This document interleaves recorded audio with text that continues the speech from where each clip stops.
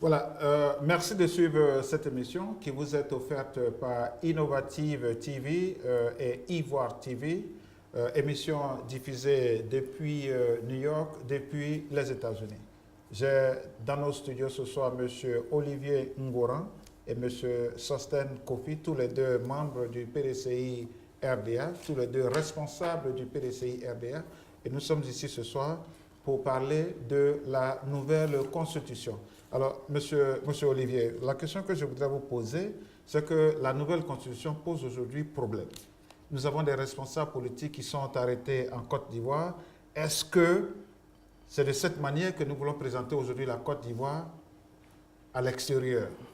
Non, vous posez deux problèmes différents. Mais allez-y. Parce que le problème de l'arrestation, je pense que vous faites allusion à l'arrestation, je crois, jeudi, d'un certain nombre de responsables. Abou Sangaré, oui, Mamadou Koulibaly, Daniel Boni-Claveri et bien d'autres. Voilà, même des députés qui ont été arrêtés. Oui, un certain nombre de responsables qui refusaient de respecter la loi. Vous savez que la Côte d'Ivoire, comme tout État, est un État. Vous savez, et pour qu'un État existe, il faut qu'on puisse respecter les lois.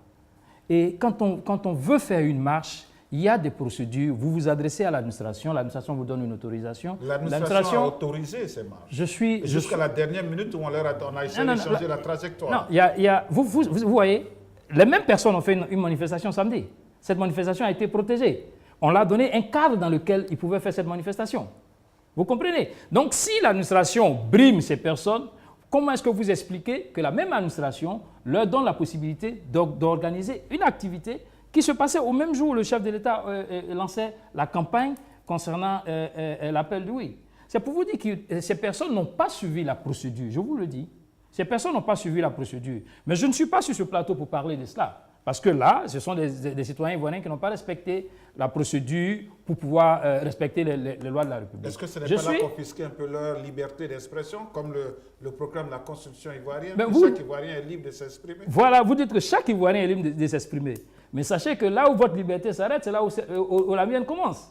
C'est pour ça qu'il y a des lois, c'est pour ça que nous avons l'administration qui a pour devoir, rôle de garantir à chaque citoyen ses droits et ses devoirs. C'est-à-dire que quand des individus veulent marcher, l'administration est obligée de les protéger. S'il y a des difficultés de protection, l'administration leur demande de reporter ou de déplacer. Vous avez dit tout à l'heure qu'ils ont donné un autre itinéraire. Vous voyez où on les a arrêtés en plein milieu du plateau, un jeudi, travail. Est-ce que cela n'a pas pour intention de pouvoir bouleverser? Je ne suis pas là pour parler de cela. Je vous donne ces éléments pour vous dire que si nous voulons que notre pays avance, la Côte d'Ivoire, il faut que nous puissions nous-mêmes respecter nos lois. Alors, monsieur Sosten Kofi, pendant que la Constitution dit à chaque Ivoirien, donne le droit, la liberté d'expression à chaque Ivoirien, est-ce que les mouvements de dernière minute disent que cette liberté est aussi confisquée par le gouvernement actuel? Parce que la marche des opposants a été autorisée par le maire d'Abidjan dans le plateau et en dernière minute, pendant qu'ils étaient sur le terrain, on a changé les trajectoires. Votre interprétation de cet état de fait? Bon, je vous ai dit dès le départ que le président de la République, son gouvernement, ce qui se passe actuellement en Côte d'Ivoire depuis 2010, c'est des comportements et des gestes dans un pays qui se veut démocratique, qui sont aberrants. Vous savez, l'Ivoirien n'est même pas en sécurité en Côte d'Ivoire. Vous avez les microbes, vous avez des gens qu'on intimide. Non, mais qu'est-ce qui est aberrant dans ce contexte constitutionnel? Qu'est-ce qui est aberrant? Non, mais là, vous avez parlé de quelque chose tout de suite qui est sorti du cadre. Donc, je vais répondre. Non, c'est la marche. Voilà. La marche. Vous parlez de quoi? Vous parlez de la question concernant ceux qu'on a mis en prison ou bien la Constitution? Moi, je parle du fait qu'une marche anticonstitutionnelle a été arrêtée et les responsables ont été également brutalisés par les forces. Je vous dis que ça ne m'étonne pas de ce gouvernement. Depuis 2010, les Ivoiriens Qu'est-ce que vous reprochez concrètement au gouvernement? Mais les gens n'ont pas le droit de s'organiser, de marcher. Si tu ne plais pas, si les gars qui marchent ne plaisent pas au pouvoir en place aujourd'hui, tu ne peux pas marcher. Le samedi dernier, les opposants écoutez, je vais vous dire, à Yopougon, à la place Figaro de Yopougon, il y a eu des milliers de J'attends que vous finissiez et puis je vais répondre. Oui, vous me donnez la chance, je vais répondre. Mais je dis que les responsables de la marche, si vous avez écouté Mme Bonnie Claverie, elle était en conversation avec le préfet de la police. Elle s'est rendue au ministère de l'Intérieur, on lui a dit que ce n'est pas eux qui gèrent, c'est le préfet, c'est la police qui gère. Ils étaient en discussion jusqu'à aux dates, ils sont en train de faire leur marche. Et puis dans un pays, des gens qui marchent sans armes, de manière paisible, en quoi on doit envoyer des policiers les brutaliser? En quoi? C'est pour atteindre quelle fin? Quand en Côte d'Ivoire aujourd'hui, on a les microbes partout, les Ivoiriens ne peuvent pas sortir, c'est là-bas qu'il faut maintenir la force de la police, c'est là-bas qu'il faut faire en sorte, ça aussi c'est constitutionnel, que les Ivoiriens ont le droit, ils doivent être dans leur pays de manière sécurisée. Ce ne sont pas des marcheurs qui ne sont pas des armes, des gens qui comme on dit ça, qui expriment leur liberté, leur droit de pouvoir s'organiser et de protester contre une décision qu'ils estiment pas démocratique. On n'envoie pas la police pour les brutaliser. On voilà un peu quoi. Je veux dire, je ne vois pas en quoi ne pas avoir un papier ou bien avoir un papier pousser un gouvernement à brutaliser des gens et puis des cadres aussi, des responsables de partis politiques. Moi, je ne vois pas ça dans un pays démocratique. Je pense que c'est un peu quand même, c'est gros quoi. C'est gros. Ouais, monsieur voilà Olivier Goran, la Constitution dit aujourd'hui qu'il y aura la création du Sénat. Alors, s'il y a la Constitution du Sénat, on parle aujourd'hui non seulement de bicéphalisme, mais de tricéphalisme. Alors, est-ce qu'à votre niveau, parce qu'aujourd'hui, il y a le président de la République, il y a l'Assemblée nationale, et il y a le Sénat. Vous, par exemple, qui supportez la Constitution actuelle, comment voyez-vous l'exécution, comment voyez-vous aujourd'hui le fonctionnement de ces trois têtes au niveau de la Côte d'Ivoire? Bon, avant de répondre à votre question, je veux rebondir juste un peu sur ce que mon frère Sostène a dit. Je vais le faire juste en 2 minutes pour dire que, vous voyez... en quelques secondes. En quelques secondes, oui, c'est cela, excusez-moi. Je n'ai que 2 minutes et si je le fais en 2 minutes, je ne répondrai pas à votre question. Non, en fait, je veux juste rebondir dessus. Vous savez, dans un État de droit, un État qui se fait responsable, une autorisation n'est pas juste un document. Une autorisation, c'est ce qui donne l'obligation à l'État de respecter le droit des uns et des autres. Je vous disais tout à l'heure que là où votre liberté s'arrête, c'est là où la mienne commence. Donc nous devons respecter nos libertés et nous devons respecter même si nous ne sommes pas d'accord avec les autorités, nous avons le devoir de respecter nos autorités, nous entendre. C'est pour cela qu'ils ont permis aux gens de marcher le samedi. Maintenant, pour répondre à votre question, je voudrais expliquer quelque chose de très clair. La création du Sénat, elle renforce le pouvoir législatif. Vous voyez, dans les grandes démocraties comme aux États-Unis, en France, au Canada et partout, nous avons un Parlement à 2 chambres. Nous avons l'Assemblée nationale et nous avons le Sénat. Cela permet au peuple, vous savez que le peuple exprime sa souveraineté par le référendum ou à travers ses représentants. Et donc, si le peuple est doublement représenté par l'Assemblée nationale et par les sénateurs, cela permet au peuple de garantir ses droits de façon beaucoup plus accentuée. C'est le rôle que va jouer un Sénat. La Côte d'Ivoire avance. Sostène tout à l'heure parlait de « nous tendons vers l'émergence », c'est-à-dire que nous avançons. La Côte d'Ivoire va vers les grandes démocraties, il faut le reconnaître. Et ce sont des mécanismes qui sont nécessaires pour garantir aux citoyens leurs droits. Aujourd'hui, le monde est tellement complexe que nous avons besoin que l'exécutif ait beaucoup plus de contrôleurs, permettez-moi d'utiliser ce terme, pour que les citoyens soient véritablement protégés. C'est le rôle du Sénat. Monsieur Sostène Koffi, nous parlons aujourd'hui du président de la République, nous parlons aujourd'hui de l'Assemblée nationale et nous parlons aujourd'hui du Sénat. Est-ce que vous ne pensez pas que ce tricéphalisme n'est pas source de stabilité sociopolitique en Côte d'Ivoire? Non, je pense d'abord que le Sénat a pour but de représenter les collectivités. Donc, c'est-à-dire que le Parlement aura 2 chambres, un peu comme ici. Il aura les sénateurs et les députés. Les parlementaires, ça sera tout le groupe. Maintenant, vous parlez de démocratie, vous parlez de, comment on dit ça, d'émergence. Nous sommes aux États-Unis, je pense que nous sommes mieux placés que beaucoup de nos frères. Il ne peut pas avoir de développement sans démocratie dans un pays, ça ne s'est jamais vu. Vous prenez des exemples historiques. La démocratie, ce n'est pas les ponts qu'on construit, ce n'est pas les routes qui s'abîment quand il y a la pluie, ou bien des pays où les petits-enfants de 5 ans disparaissent. Ce n'est pas ça, c'est pas ça du tout. Un pays qui est démocratique permet à son peuple de s'épanouir, de créer, de penser différemment. Vous voyez, nous sommes dans un pays où on vous propose un projet de loi. Je vais vous dire ce que le président devient. Pouvoir exécutif. Le président nomme le premier ministre, article 70. Le vice-président, article 90. Il nomme un quart des sénateurs. C'est-à-dire des gens qui vont décider des Ivoiriens. Toi, en tant que président, tu nommes un quart. Avant même que les autres, le un tiers, non, il nomme un tiers plutôt. Et il nomme un tiers. Et les deux autres quarts, là, ils vont être élus. Donc, pour aller prendre les décisions, vous voyez que la balance n'est pas démocratique.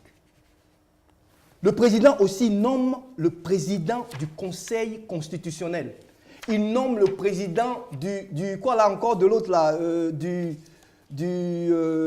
Conseil de la magistrature. Article 145. Cour suprême, il a tous les pouvoirs. Aux États-Unis d'Amérique, il y a 3 chambres, législatives, exécutives et puis judiciaire. 3. C'est balancé, ce qu'on appelle check and balance. En Côte d'Ivoire, le président a tous les pouvoirs. Tous les pouvoirs. Vous voyez, pour un pays qui se veut émergent, on a besoin de clore, on a besoin de faire en sorte que les pouvoirs soient balancés. Vous voyez, c'est de ça qu'on parle. Hein? Et puis, il parle de l'article 35. L'article 35 ne gêne pas les Ivoiriens. Pas du tout. Pas du tout, du tout. L'article 35 a permis à ce que lui-même, le président actuel, devienne président. Donc, en quoi oui, il y a le feu? Ils sont là, Marcousy. Vous qui voulez faire les trucs des Blancs, vous écoutez les Blancs par rapport à vos propres Ivoiriens. Les Blancs n'ont pas dit de changer toute la Constitution. À Marcousy, ils ont dit de revoir l'article 35, il y avait petit problème. Mais tout est bien passé. Jusqu'en 2015, il est devenu président avec le même truc. Où est le feu? Et comme je le disais, dans d'autres pays, c'est plus sérieux. Si tu n'es pas musulman, tu ne peux pas être candidat. Si tu n'as pas fait la guerre d'Algérie, tu ne peux pas être candidat. Au Gabon, on dit si tu n'es pas là à la Mecque, tu ne peux pas être candidat. En Côte d'Ivoire, on dit que si ton père et ta mère n'est pas ivoirien, c'est ça le feu. On parle de oui, et nous on est américains, mais si je suis américain, ça c'est mon pétard, ça c'est un choix que j'ai fait, c'est terminé. Ce n'est pas pour cela qu'on va mettre tous les Ivoiriens dans des problèmes. On va permettre à ce que ce pays-là, des non-Ivoiriens viennent s'asseoir et qu'ils prennent des décisions pour tout un peuple qu'ils ne connaissent pas, ou ils n'ont même pas vécu. Ils n'ont même pas eu 20 ans dans le pays. Donc, une constitution comme ça, il ne faut pas que ça nous étonne, que ça échappe aux Ivoiriens, puisque celui qui a conçu n'est pas l'un des nôtres. C'est ça qui est la plus vérité. Merci, monsieur. Voilà. Monsieur Olivier, nous allons repartir sur l'article 55 dont vous parliez tout à l'heure. Et l'article 55 dit aujourd'hui que pour être candidat, il faut être de père ou de mère, exclusivement, de père ou de mère ressortissant de la Côte d'Ivoire. Mais qu'est-ce que, selon vous, selon votre entendement, qu'est-ce qui manque véritablement à cette constitution? Parce que moi, quand je l'ai lu, je me suis dit que certainement qu'on aurait pu ajouter une autre phrase pour dire que c'est vrai, il faut être de père ou de mère ressortissant ivoirien et né sur le sol ivoirien. Est-ce que vous convenez avec moi? Non, parce que je pense qu'on aurait pu ajouter cette phrase, né sur le sol ivoirien. Vous voyez, je voudrais, pour répondre à votre question, dire que... Je vais, pour répondre à votre question, lire cet article pour que nous soyons au même niveau. Hein. J'ai le projet de constitution devant moi et l'article 55. L'article 55. Non, je n'ai pas dit que vous ne l'avez pas. Mais comme tu l'as déjà dit... Non, j'ai dit, comme je vais le lire... J'avais envoyé un pour toi, mais comme tu as ça, bon, je te laisse ça. Allez, monsieur Bureau. Je lis l'article 55, hein, le chapitre 2 du président de la République. Le président de la République est élu pour 5 ans au suffrage universel direct. Il n'est rééligible qu'une fois. Il choisit un vice-président de la République qui est élu en même temps que lui. Le candidat à l'élection présidentielle doit jouir de ses droits civiques et politiques et doit être âgé de 35 ans au moins. Il doit être exclusivement de nationalité ivoirienne, né de père ou de mère ivoirien d'origine. Vous voyez, Sostène tout à l'heure dans son développement a dit qu'on va permettre aux gens qui ne sont pas ivoiriens de s'accaparer de la Côte d'Ivoire. Vous voyez, on fait les lois pour résoudre des problèmes auxquels nous sommes confrontés. L'article 35, je cite l'article 35 de la Constitution actuelle, pas le projet de Constitution. Je cite cet article parce que l'article 35 a matérialisé la division qui existait entre Ivoiriens. Vous savez que ce qui a fait la grandeur de la Côte d'Ivoire, ce qui a fait la grandeur de notre pays, c'est parce que notre pays était un pays d'immigration. Aujourd'hui, la Côte d'Ivoire a surpassé certains. Le président Félix Houphouët-Boigny a ouvert les frontières et il a fait à dessein. Il a fait à dessein. Nous regardons les États-Unis où nous vivons. Qu'est-ce qui fait que les États-Unis sont la première puissance mondiale? C'est parce que ce pays-là s'est ouvert sur l'extérieur. Et c'est une richesse.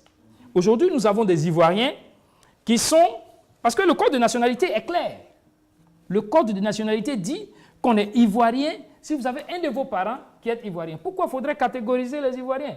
Pourquoi est-ce qu'on doit dire qu'il faut un certain nombre d'Ivoiriens qui doivent être présidents et d'autres qui ne doivent pas l'être? Je pense que c'est une injustice criarde. La Constitution a le devoir de mettre tout le monde sur le même pied d'égalité et puis ça résout un problème grave. Il faut être, je vais utiliser ce terme, il faut ne pas être honnête intellectuellement pour ne pas reconnaître que la Côte d'Ivoire vient de traverser une tragédie. Nous avons connu une guerre et la matérialisation de la division financière qui a été supportée par la personne qui conçoit ce truc-là. Cher ami, Avant vous lui, rentrez il n'y dans avait d'autres pas de guerre débats. en Côte d'Ivoire. Vous rentrez... Avant lui, on n'avait pas de problème de constitution en Côte d'Ivoire. C'est lui qui est venu en 93 et en 80, à la mort d'Houphouët-Boigny, il a créé tout ce bordel jusqu'à aujourd'hui. Et c'est la même personne avec des groupes armés, des rébellions qui veulent nous imposer un papier où les Ivoiriens n'ont aucun mot à dire. Monsieur, toute l'opposition de Côte d'Ivoire n'a aucun mot à dire, n'ont été associés à rien à ce bout de papier. Vous voyez? C'est ça qui est la vérité. Non, il faut dépasser. Je vais vous contredire tout à l'heure. Qui a participé à ce truc-là? Je vais vous contredire tout à l'heure. Dépassionnons le débat. Moi, je ne dépassionne pas parce qu'au PDCI, tu vois, c'est désolant. Parce qu'on a le président même, Félix, comment il s'appelle, Bédier, qui cautionne ce genre de choses. Qui cautionne qu'un pays qui se veut émergent, un pays qui veut promouvoir la paix, bon, monsieur permettre à Kofi, ce qu'on ait une constitution où les Ivoiriens n'ont pas de mots à dire, ils n'ont rien pour Mes chers frères, vous êtes Ivoiriens, je suis Ivoirien. Monsieur Olivier, monsieur Non, Moura, monsieur Kofi, nous allons prendre un break et puis tout à l'heure, nous allons continuer le débat. Chers amis, nous prenons un break et nous vous revenons dans quelques minutes.